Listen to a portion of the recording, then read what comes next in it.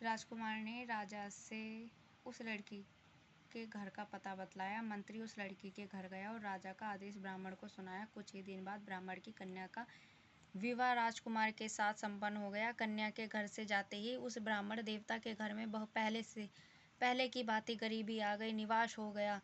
अब भोजन के लिए भी अन्न बड़ी मुश्किल से मिलता था। एक दिन दुखी होकर ब्राह्मण अपनी पुत्री से मिलने गया। बेटी ने पिता के दुख की अवस्था को देखा और अपनी माँ का समाचार पूछा। ब्राह्मण ने सभी हाल कहे।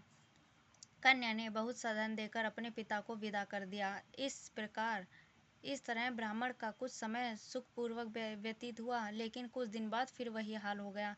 ब्राह्मण फिर अपनी कन्या के यहाँ गया और सभी हाल कहा तो पुत्री बोली, हे पिताजी, आप माताजी को यहाँ लिवा लाओ, मैं उन्हें इस विधि बता दूंगी जिससे गरीबी दूर हो जाएगी। ब्राह्मण देवता अपनी स्त्री को साथ लेकर अपनी पुत्री के पास राजमहल पहुँचे तो पुत्री अपनी माँ को समझाने लगी, हे माँ, तुम प्रातःकाल उठकर प्रथम स्नान आदि करके विष्णु भगवान का पूजन करो तो सब दरिद्रता दूर हो जाएगी। परंतु उसकी माँ ने उसकी बात नहीं मानी।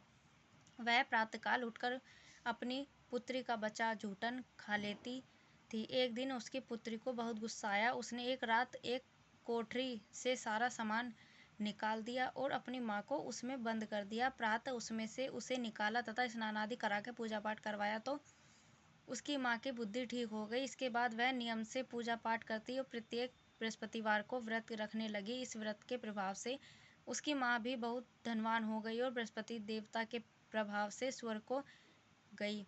वह ब्राह्मण की सुखपूर्वक इस लोक को सुख भोगकर स्वर्ग को प्राप्त हुआ। इस तरह कहानी कहकर साधु देवता वहां से लोप हो गए।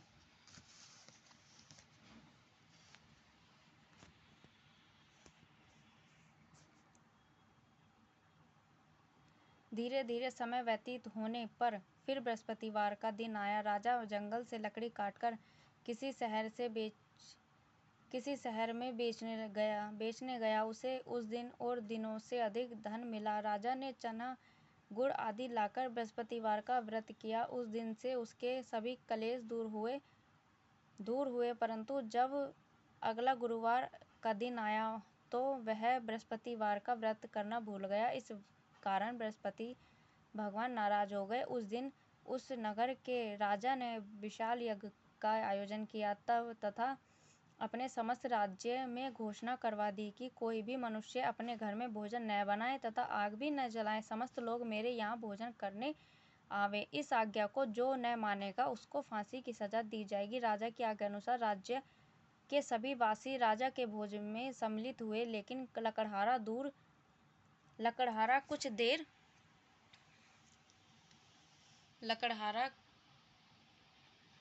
देर पहुंचा, इसलिए राजा उसको अपने साथ महल में ले गया। जब राजा लकड़हारे को भोजन करा रहे थे तो रानी की दृष्टि उस खूंटी पर पड़ी जिस पर उसका हार टंगा हुआ था।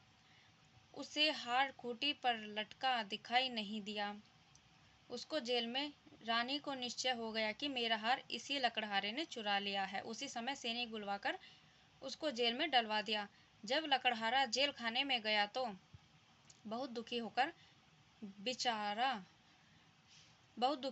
विचार करने लगा कि न जाने कौन से पुनर्जन्म के कर्म से मुझे यह दुख प्राप्त हुआ है। और उसी साधु को याद करने लगा जो जंगल में मिला था। तत्काल बृहस्पति देव साधु के रूप में प्रकट हो गए और उसकी दशा को देखकर कहने लगे, अरे मूर्ख, तूने बृहस्पति देवता की कथा नहीं कही, इसी कारण तुझे दुख प्राप्त हुआ है। अब चिंता मत कर, बृहस्पतिवार के दिन जेल खाने के दरवाजे पर 4 पैसे पड़े मिलेंगे, उनसे तू बृहस्पति देव की पूजा करना तो तेरे सभी कष्ट दूर हो जाएंगे। अगले बृहस्पतिवार उसे जेल के द्वार पर 4 पैसे मिले।